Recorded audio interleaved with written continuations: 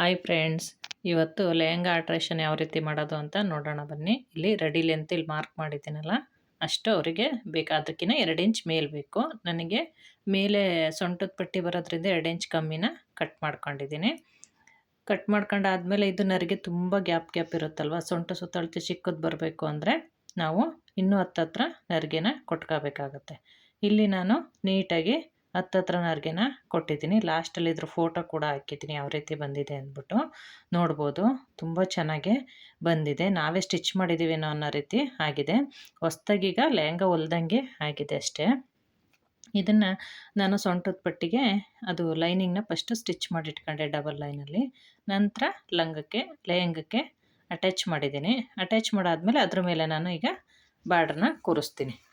ನೋಡಿ ಈ ರೀತಿ ನೀಟಾಗಿ ಫೋಲ್ಡ್ ಮಾಡ್ಕೊಂಡು ಅಲ್ಲಿ ಓಪನ್ ಬಿಟ್ಕೋಬೇಕಾಗತ್ತೆ. ಡೋರಿ ಹಾಕ್ಲಿಕ್ಕೆ ನಮಗೆ ಓಪನ್ನು ಗ್ಯಾಪ್ ಬಿಡಬೇಕಾಗತ್ತೆ. ನಾನು ಗ್ಯಾಪ್ ಬಿಟ್ಟಿದ್ದೀನಿ. ನಂತರ ಅದರೊಳಗಡೆ ಡೋರಿ ಸೇರಿಸ್ಕೊಂಡು ನಾನು ಸ್ಟಿಚಿಂಗ್ ಮಾಡಿದ್ದೀನಿ. ತುಂಬ ಚೆನ್ನಾಗಾಗಿದೆ. ಅದಕ್ಕೆ ಡೋರಿ ಸೇರಿಸಿದ್ದೀನಿ. ಡೋರಿ ಸೇರಿಸಿ ಅದರೊಳಗಡೆ ಸ್ಟಿಚ್ ಮಾಡಿದ್ದೀನಿ. ಎಷ್ಟು ಬಟ್ಟೆ ಬಿಟ್ಟಿದ್ದೀನಿ ಅಂತ ನಿಮಗೆ ಕಾಣ್ತಿದೆ. ಸ್ವಲ್ಪ ಫಾಸ್ಟ್ ಇರೋದ್ರಿಂದ ನಿಮಗೆ ನೀಟಾಗಿ ಕಂಡಿಲ್ಲ ಅಂತ ಅನ್ಕೋತೀನಿ. ಇದು ರೆಡಿ 32 ಇಂಚು ಸೊಂಟ ಸುತ್ತಳತೆ ಬಂದಿದೆ. ಅದಕ್ಕೆ ಹತ್ತತ್ರ ನರಿಗೆ ಕೊಡೋದ್ರಿಂದ ತುಂಬಾ ಚೆನ್ನಾಗಾಗಿದೆ. ನರಿಗೆ ಕೂಡ ನೀಟಾಗಿ ಕೂತಿದೆ. ಐರನ್ ಮಾಡಿದ್ಮೇಲೆ ತುಂಬಾ ಚೆನ್ನಾಗಾಗಿದೆ. ಇದನ್ನು ನಾನು ಲಾಸ್ಟಲ್ಲಿ ಫೋಟೋ ಕೂಡ ಹಾಕಿದ್ದೀನಿ. ಸ್ಕಿಪ್ ಮಾಡ್ದಲೇ ವಿಡಿಯೋ ನೋಡಿ, ಆವಾಗ ನಿಮಗೆ ಯಾವ ರೀತಿ ಬಂದಿದೆ ಸ್ಟಿಚ್ ಮಾಡಿರೋದು ಅಂತ ಗೊತ್ತಾಗುತ್ತೆ. ಈಗ ಯಾರೆಲ್ಲ ಹೊಸಬ್ರು ಇರ್ತೀರ ಅವರಿಗೆಲ್ಲ ತುಂಬಾ ಅನುಕೂಲ ಆಗಿದೆ ಈ ವಿಡಿಯೋ ಅಂತ ಹೇಳ್ತೀನಿ. ಈ ವಿಡಿಯೋ ನೋಡಿ ಯಾರಿಗೆಲ್ಲ ಇಷ್ಟ ಆಯಿತು ಲೈಕ್ ಮಾಡಿ, ಶೇರ್ ಮಾಡಿ.